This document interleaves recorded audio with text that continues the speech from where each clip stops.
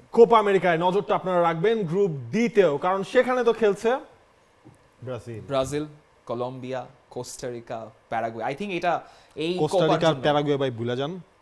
Group of death তো, group D মানে group of death. Group of death আসলেই মানে গ্রুপ অফ ডেথ, আসলেই গ্রুপ অফ ডেথ, মানে এটা সহজ গ্রুপ না।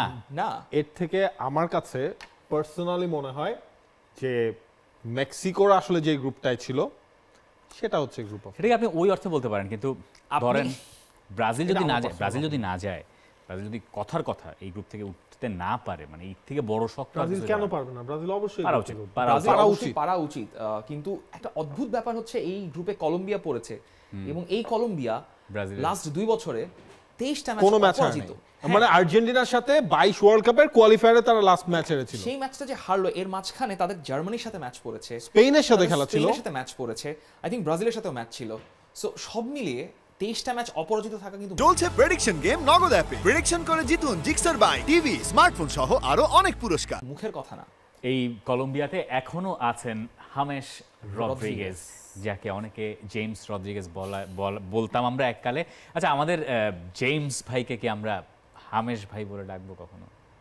আমাদের তো আসলে স্প্যানিশ হলে সাউথ আমেরিকান ওই হেরিটেজটা বোঝানোর জন্য। জোকস অ্যাপার্ট, আচ্ছা তাহলে আমরা কি ব্রাজিল দিয়ে শুরু করব নাকি ব্রাজিল? ব্রাজিলের জন্য নতুন কোচের ফার্স্ট আসলে দরিবাল জুনিয়রের কোনো একটা মিশন, এবং সোফার প্রিপারেশনও তো আসলে খারাপ হয় নাই। মানে এখন পর্যন্ত আনবিটেন আছে তারা। জার্মানির সাথে মাঝখানে তারা ম্যাচ খেললো, সরি ইংল্যান্ডের সাথে ম্যাচ খেলেছে এবং স্পেনের সাথে তারা ম্যাচ খেলেছে।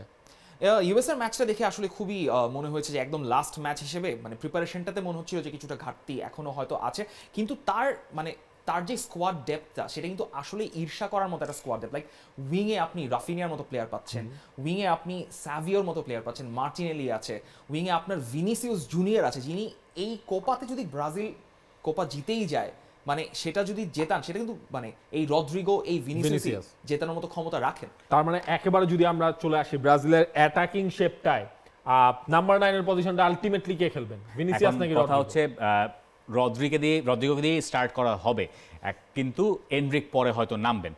এনরিক যখন নামবেন, তার 17 বছর বয়সী ফুটবলার, যাকে আমরা মূলত দেখেছি আমরা মূলত দেখেছি কিছু কাটপিস, মূলত দেখেছি কিছু ইউটিউব ভিডিওস, আর এখন দেখবো আমরা বিশ্ব মঞ্চে আমরা দেখেছি ব্রাজিলের হয়ে কিছু ফ্রেন্ডলি ম্যাচগুলোতে আমরা দেখেছি। এখন আমরা দেখবো যে আসল মঞ্চে তিনি আসলে 17 বছর বয়সে কেমন করেন। হয়তো তাকে শুরু থেকে করানো হবে না, কিন্তু যখন তিনি গ্রুপের 2-3টা ম্যাচ খেলে ফেলবেন, যদি তিনি গ্রুপ স্টেজে খুব ভালো করে ফেলেন এবং রদ্রিগো যদি সেখানে খুব ভালো করতে না পারেন, তখন আস্তে আস্তে দরিবালের উপরে চাপ বাড়বে এনরিককে স্টার্ট করিয়ে দেওয়া। এবং আমার কাছে মনে হয় এটা কোনো না কোনো জায়গায় ব্রাজিলকে এগিয়ে দেবে যদি দরিবাল এই কাজটা করতে পারেন, এনরিককে স্টার্ট করাতে পারেন। ভিনিসিয়াস জুনিয়র হয়তো ব্যালন ডি অর জিতবেন, কিন্তু ভিনিসিয়াস জুনিয়র ব্রাজিলের হয়ে এখনো ছায়া। যে ব্যাপারটা আমরা মেসিকে এবং আর্জেন্টিনাকে নিয়ে বারবার বলেছি, ভিনিসিয়াস জুনিয়রের ক্ষেত্রে এইটা সত্যি। তাহলে ভিনিসিয়াস জুনিয়রের সেরাটা বের করতে পারবেন কে, বা কে পারতেন? লুকাস পাকেতা আছেন দলে, হয়তো তিনি পারবেন। আপনি বলতে পারেন ব্রুনো গুইমারেসের কথা, আপনি বলতে পারেন ডগলাস লুইজের কথা, কিন্তু